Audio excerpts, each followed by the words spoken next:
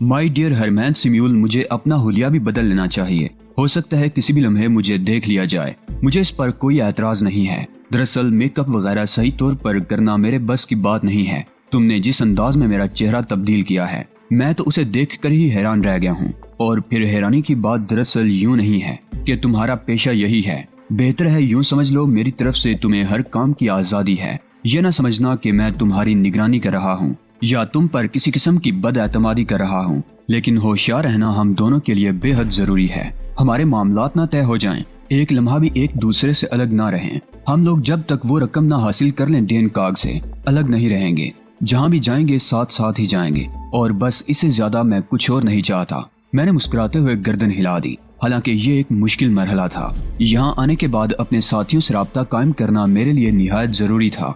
लेकिन हरमैन सिम्यूल के बारे में ये अंदाजा तो मैं बहुत पहले लगा चुका था कि वो कोई अहमक इंसान नहीं है। तहम मैंने फौरन इस बात पर आमादगी का इजहार कर दिया और कहा, मुझे इस सिलसिले में क्या एतराज हो सकता है माय डियर मिस्टर सैमुअल। बल्कि मैं समझता हूँ कि ये मेरे लिए बहुत बेहतर बात है, ताकि मेरे जहन में भी कोई शुबा पैदा ना हो जाए। मैं तुमसे पूरी तरह मुत्तफिक हूँ, सैमुअल ने कहा। और उसके बाद हम लोग वक्त गुजारने लगे। ये बात तो हमारे दरमियान तय हो चुकी थी कि हम लोग एक लम्हा भी एक दूसरे की निगाह से ओझल नहीं रहेंगे। और हरमैन सिम्यूल के इस मुतालबे से मैंने मजीद मोहतात होने का फैसला कर लिया। हरमैन सिम्यूल और मैं एक ही कमरे में मुकीम थे। मैंने अपना चेहरा थोड़ा सा तब्दील कर लिया था। हम बाहर निकलते तो साथ निकलते, कोई भी काम करते साथ करते। डेन काग को इतला भिजवा दी गई थी और हमें वहाँ से जवाब भी मिल गया था। डेन काग बहुत जल्द हमारे पास पहुँचने वाला था। उसने कहा था कि वो यहाँ आने के बाद हमें फौरन ही इत्तला देगा और उसके बाद इंतजार के सिवा और कोई चारा कार ना था। लेकिन मेरे लिए बहुत मुश्किल थी।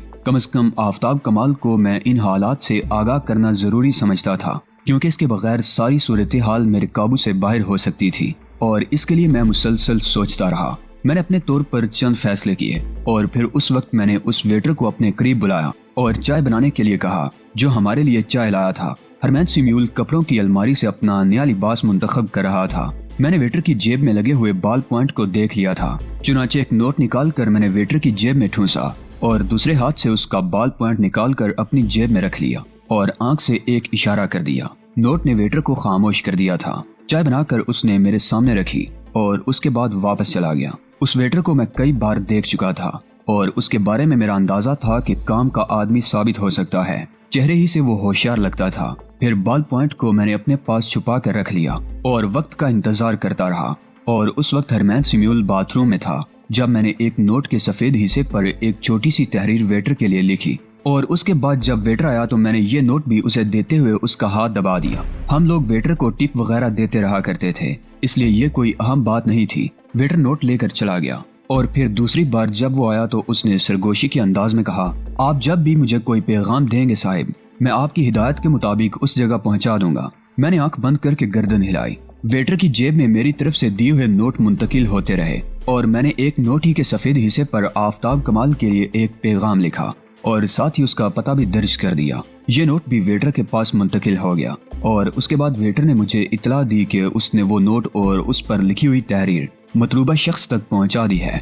मैं मुतमईन हो गया। आफ्ताब कमाल को जो पैगाम मैंने दिया था वो मेरे ख्याल में काफी था और इस शख्स की जहानत से मैं अच्छी तरह वाकिफ था। लेकिन मजीद 2 दिन गुजर गए। आफ्ताब कमाल की तरफ से कोई पैगाम नहीं मिला था। फिर उस कमरे का वेटर भी बदल गया और वो वेटर कहीं और ड्यूटी पर तैनात कर दिया गया जो मेरे काम कर रहा था। इस बात ने मुझे काफी मायूस किया था।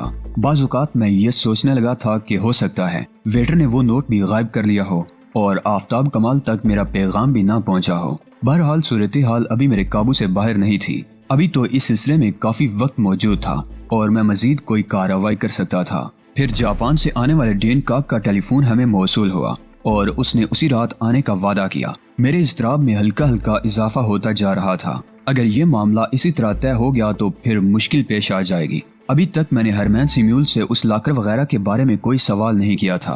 अलबत्ता हरमैन सिम्यूल ने एक बार खुद ही मुझसे इस मौजू पर बात करते हुए कहा था कि उस फार्मूले के बारे में तरद्दुद ना करूं। इस सिलसिले में उसके पास जो बेहतर मंसूबा है वो उसी के मुताबिक अमल करेगा और ये किसी भी तौर मेरे हक में बुरा नहीं होगा। डेन काग से हमने मुलाकात की। जापानी नस्ल का आदमी था और चेहरे से बेहद खतरनाक लगता था। तन्हा ही आया था। उसने हमसे कारोबारी गुफ्तगू की और उस फार्मूले के बारे में मामला तय होने लगे। بالآخر ایک بہترین معاوضے پر یہ سودا طے پا گیا۔ ڈین کاگ نے کہا، رقم کی ادائیگی میں تمہیں جاپان میں کر سکتا ہوں اور فارمولہ بھی تم سے وہیں جاپان میں وصول کروں گا۔ البتہ اگر تم چاہو تو اس سلسلے میں مجھ سے کچھ ایڈوانس لے سکتے ہو۔ نہیں مسٹر ڈین کاگ، آپ سے ایڈوانس لینے کی ضرورت نہیں ہے۔ فارمولہ اس وقت ہی آپ کو ملے گا جب آپ مکمل ادائیگی میری خواہش کے مطابق کر دیں گے، اور ہم یقینی طور پر جاپان میں اس رقم کو وصول کرنا پسند کریں گے۔ ایک بار پھر میرے دل میں تردد کی لہر اٹھی، لیکن اس سودے میں میں کوئی دخل اندازی نہیں کر سکتا تھا۔ ڈین کاگ نے ہم سے باقی تمام معاملات طے کیے اور اس کے بعد وہاں سے روانہ ہو گیا۔ اس کے جانے کے بعد ہرمین سیمیول نے مسکراتی نگاہوں سے مجھے دیکھا اور بولا، کیا تم اس تمام کام سے مطمئن ہو مائی ڈیئر جہانگیر جمال؟ میرے مطمئن نہ ہونے کا سوال ہی نہیں پیدا ہوتا مسٹر سیمیول، لیکن بہت سے معاملات میرے ذہن میں چبھ رہے ہیں۔ تمہارے ذہن میں کوئی بھی الجھن ہوا کرے، مجھ سے اس کے بارے میں فوراً معلوم کر لیا کرو۔ میں نہیں چاہتا کہ تم کسی پریشانی کا شکار رہو۔ کیا جاپان میں ہم یہ تمام کام بآسانی کر سکتے ہیں؟ ہو سکتا ہے ڈین کاگ ہم سے کوئی فریب دہی کرے۔ ایسی حالت میں جاپان میں ہمارے وسائل محدود ہوں گے۔ ہرمین سیمیول نے کہا لگایا اور بولا، بات دراصل یہ ہے مائی ڈیئر مسٹر جہانگیر جمال کہ میں نے اپنی زندگی میں ایک ہی داؤ لگایا ہے اور میں اس میں ہر قیمت پر کامیابی چاہتا ہوں۔ میں نے اپنے طور پر ہر پہلو مضبوط کر لیا ہے اور تم یہ دیکھو کہ تم پر اس قدر اعتماد ہونے کے باوجود میں نے تم سے بھی کھری سودے بازی کی ہے اور کہیں بھی تمہیں اس بات کا موقع نہیں دیا کہ تم میرے ساتھ کوئی غلط حرکت کر سکو۔ معاف کرنا، میرا یہ مطلب نہیں تھا کہ میں تم پر اعتماد نہیں کر سکتا، لیکن اس صورتحال سے تم خود بھی اچھی طرح واقف ہو۔ ہم میں سے کوئی کسی بھی وقت دھوکہ کھا سکتا ہے۔ میں نے ہونٹ بھینچ کر گردن ہلائی اور کہا، میں آپ کی بات سے پہلے بھی متفق تھا مسٹر ہرمین سیمیول، اور اب بھی مجھے اس سے اختلاف نہیں ہے۔ ہرمین نے مسکراتے ہوئے کہا، بہت تھوڑا سا وقت رہ گیا ہے میرے دوست، اور اس کے بعد تم ہمیشہ اس بات کو یاد کرو گے کہ جرمن نسل کا ایک باشندہ تمہارا دوست بنا تھا اور اس نے تمہیں دھوکہ نہیں دیا۔ جہاں تک میری رازداری کا سوال ہے تو اس کے لیے مجھے یقین ہے کہ تم مجھے معاف کر دو گے۔ یہ میرے لیے زندگی اور موت کا سوال ہے تو اس کے لیے مجھے یقین ہے کہ تم مجھے معاف کر دو گے۔ میں نے آنکھیں بند کر کے گردن ہلا دی تھی، لیکن سوال تو میرے لیے بھی زندگی اور موت ہی کا تھا۔ حالانکہ کسی بھی مسئلے میں اتنا جذباتی نہیں ہوتا تھا کہ صورتحال کو زندگی اور موت تک لے آؤں، لیکن بہرحال یہ میری ذاتی انا کا بھی سوال تھا۔ ہرمین سیمیول اگر مجھے دھوکہ دینے میں کامیاب ہو جائے تو پھر جہانگیر جمال شاہ کبھی سینہ ٹھونک کر یہ بات نہیں کہہ سکتے کہ انہوں نے زندگی میں کوئی کارنامہ سر انجام دیا۔ ساری صورتحال میرے علم میں تھی، اور اس کے بعد بھی ناکامی کا یہ مقصد تھا کہ میں بہتر منصوبہ بندی کرنے کے قابل نہیں ہوں۔ حالانکہ صورتحال کو اگر کوئی تفصیلی طور پر جانتا تو مجھے قابل سزا قرار نہیں دے سکتا تھا، کیونکہ بعض معاملات اتنے ہی گمبھیر ہو جاتے ہیں۔ برطور ہرمین سیمیول جرائم پیش آدمی تھا اور اس نے یہ سب کچھ پورے سوچے سمجھے منصوبے کے مطابق کیا تھا۔ یہ تو شاید میری خوش بختی تھی یا پھر ہرمین سیمیول کی کوئی چال کہ اب تک میں اس کا اعتماد حاصل کرتا چلایا تھا۔ یہ دوسری بات ہے کہ اگر اس کے منصوبے میں احمق بن کر اس کے ساتھ جاپان تک چلا جاؤں تو وہ وہاں پہنچ کر اپنی کوئی کارروائی کرے، اور اس بات کے امکانات کافی حد تک تھے۔ ہرمین سیمیول کوئی نیک انسان نہیں تھا کہ زبان سے جو کچھ کہہ دیا وہ کہہ دیا۔ فرض کیا جائے کہ اگر وہ مجھ سے مطمئن بھی ہو گیا تھا اور اس نے میری اس حیثیت کو قبول کر لیا تھا تو اس کے بعد دعوے سے کیسے کہی جا سکتی ہے کہ وہ رقم کی ادائیگی کے سلسلے میں بھی اپنی اس فطرت کو برقرار رکھے گا۔ دولت دیکھ کر تو اچھوں کے حواس خراب ہو جاتے ہیں، اور پھر بقول اس نے تو اپنی زندگی کا یہ آخری داؤ لگایا تھا۔ اس آخری داؤ میں جو محنت اس نے کی تھی اسے حاصل ہونے والے معاوضے کا 25% کسی کے حوالے آسانی سے کر دینا واقعی آسان کام نہیں تھا، اور یقینی طور پر ہرمین سیمیول نے اس سلسلے میں کوئی نہ کوئی منصوبہ بنایا ہوگا۔ اب یہ دوسری بات ہے کہ جس طرح میں اسے فریب دے رہا تھا اسی طرح وہ بھی مجھے اپنے مخلص ہونے کا یقین دلا کر میرے ساتھ فریب کرنا چاہتا ہو۔ میرے لیے سب سے بڑی مشکل یہ تھی کہ ابھی تک فارمولہ میرے سامنے نہیں آیا تھا۔ سارا کھیل اسی پر انحصار کر رہا تھا۔ اگر فارمولہ سامنے آ جاتا یا اس بینک کے بارے میں تفصیلات معلوم ہو جاتی تو پھر کوئی کھیل نہ رہتا اور دیر کرنے کا سوال ہی پیدا نہیں ہوتا تھا، لیکن اس وقت ذرا سی لغزش مجھے میری تمام محنتوں سے محروم کر سکتی تھی۔ جلد بازی کرنے کا مطلب تھا کہ صورتحال خطرناک ہو جائے۔ اب اس کے علاوہ اور کوئی چارہ کار نہیں تھا کہ انتظار کیا جائے۔ اس ذلیل فطرت ویٹر کے بارے میں اب مجھے یہ یقین ہو گیا تھا کہ اس نے صرف ایک نوٹ ہضم کرنے کے لیے وہ پیغام آفتاب کمال تک نہیں پہنچایا، اور اس کی گمشدگی کی بھی یہی وجہ ہو سکتی ہے۔ حالانکہ میں کمبخت کو اس کے عوض اس جیسے ہزاروں نوٹ دے سکتا تھا، اب اس ویٹر کو تلاش کرنا بھی میرے لیے ممکن نہ تھا، کیونکہ میں اور ہرمین سیمیول سائے کی طرح ایک دوسرے کے ساتھ لگے رہتے تھے۔ وہ مجھے چانس نہیں دیتا تھا اور میں اسے، اور اب یہ سلسلہ بخوبی چل رہا تھا۔ میں نے آخری فیصلہ کیا کہ جس وقت ہرمین سیمیول وہ فارمولہ حاصل کرے گا اس کے بعد ہی میں اپنی کارروائیوں کا آغاز کروں گا۔ اس وقت تک صورتحال کچھ بھی ہو جائے میرا خاموش رہنا ہی مناسب ہے، اور اس کے بعد انتظار کے سوا کوئی چارہ کار نہیں تھا۔ ہرمین سیمیول بہت خوش تھا۔ اس نے کہا، مسٹر جہانگیر جمال شاہ، زندگی میں بہت سی خواہشیں ہوتی ہیں انسان کے دل میں، تمہارے اپنے دل میں کیا خواہش ہے؟ میں سمجھا نہیں مسٹر سیمیول، میرا مطلب ہے کہ ایک بڑی دولت حاصل کرنے کے بعد تم دنیا کے کس خطے میں رہنا پسند کرو گے؟ ہمارے درمیان اس سے پہلے بھی یہ گفتگو ہو چکی ہے مسٹر ہرمین سیمیول۔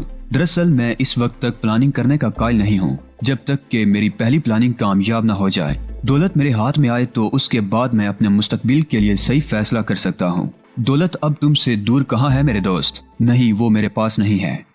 تم بھی اسی انداز میں سوچنے کے قائل ہو جس طرح میں سمجھا نہیں مسٹر سیمیول، یہی نظریہ میرا بھی ہے۔ جو چیز اپنے ہاتھ میں آ جائے وہ اپنی ہوتی ہے، اور جو ہاتھ سے صرف 1 فٹ کے فاصلے پر رکھی ہوئی ہو اسے اپنا نہیں کہا جا سکتا۔ 100% یہی بات ہے، میں نے جواب دیا۔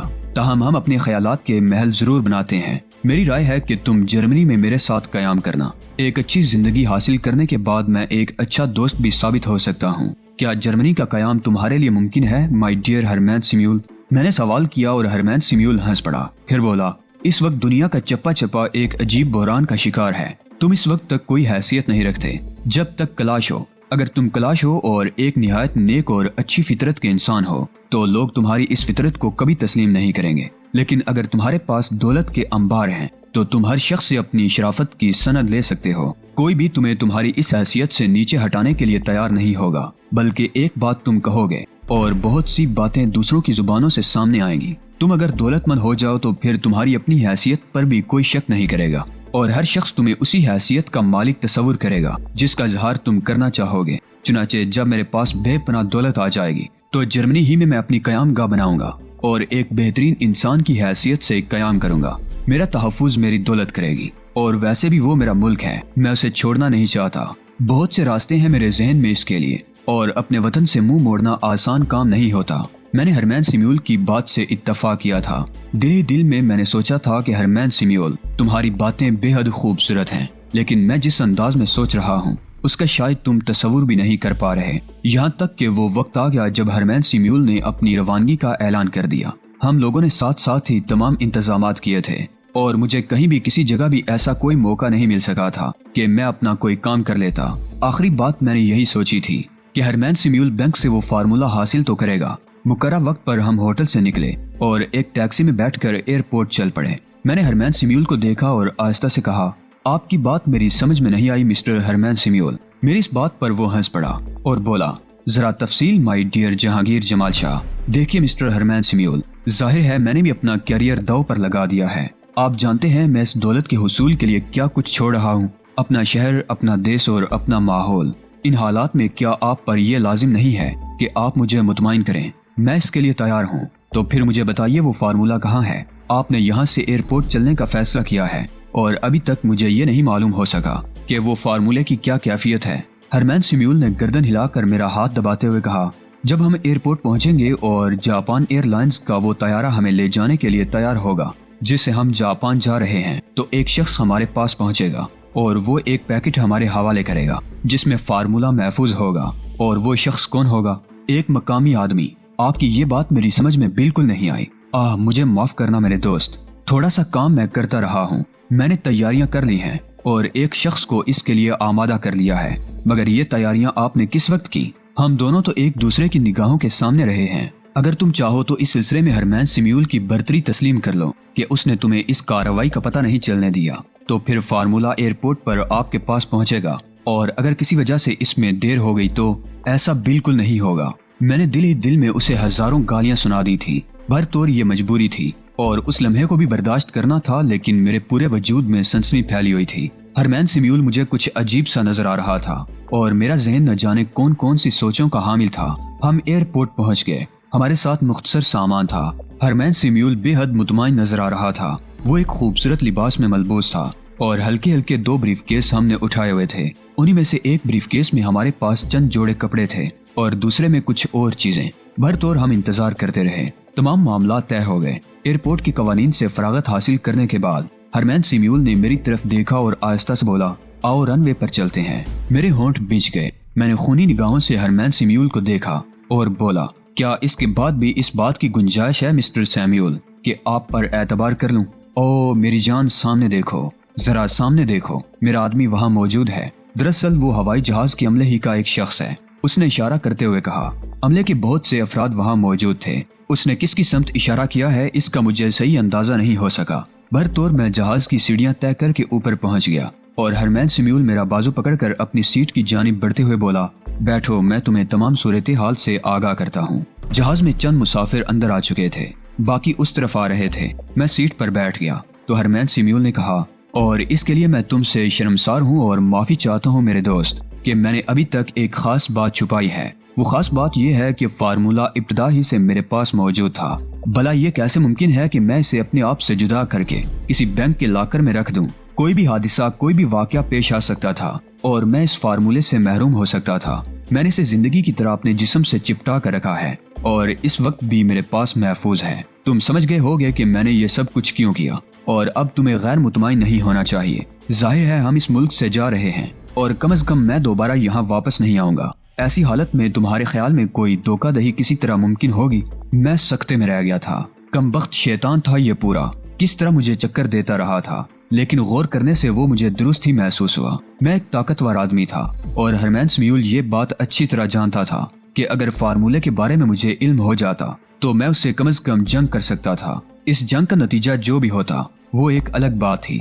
हरमैन सैमुअल ने अपनी आंखों से देखा था कि मैंने रोजर दीरसा से किस तरह जंग की थी। इस सूरत में अगर अपने लिए ये तहफ़्फ़ुज़ हासिल किया तो ये कोई ऐसी बात नहीं थी, लेकिन मेरे पास अब और वक्त नहीं था। इसके अलावा और कोई चाराकार नहीं था कि मैं हरमैन सैमुअल से भिड़ जाऊं, क्योंकि ये मेरा वतन था और मैं यहाँ हंगामा खेजी करके कम से कम सूरत हाल को अपने काबू में कर सकता था। इससे पहले कि मैं कोई कदम उठाता, दफातन ही तैयारे के अमले के चंद अफराद सामने आए और उन्होंने स्टेन गने हम दोनों की जानिब तान ली। ये जहाज के अमले की वर्दी ही में थे, लेकिन उन्हीं में एक स्टीवर्ड की वर्दी में मैंने आफताब कमाल को देखा और शिशदर रह गया।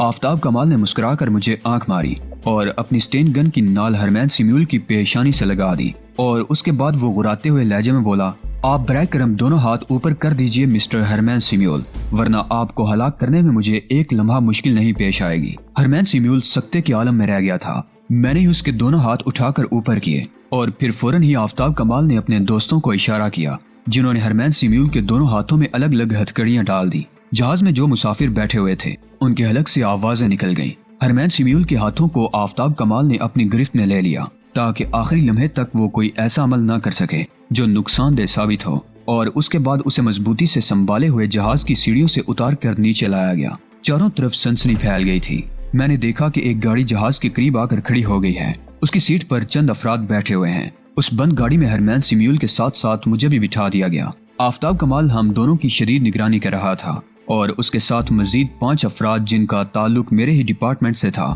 गाड़ी के पिछले हिस्से में आ बैठे थे। दर हकीकत मैं सख्ते ही में रह गया था। आफताब कमाल ने जिस तरह ये कार्रवाई की थी उसे कमाल ही कहा जा सकता था। मेरे अंदर खुशी की एक लहर भी दौड़ रही थी, लेकिन इससे ज्यादा मैं हैरान था। और इसके बाद ये गाड़ी वहीं पहुंची थी जहां हमारा दफ्तर था। आफताब कमाल ने बराह रास्त उसे कहीं ले जाने का अमल नहीं किया था और उसके बाद रफ्ता रफ्ता मैं हवास में वापस आ गया।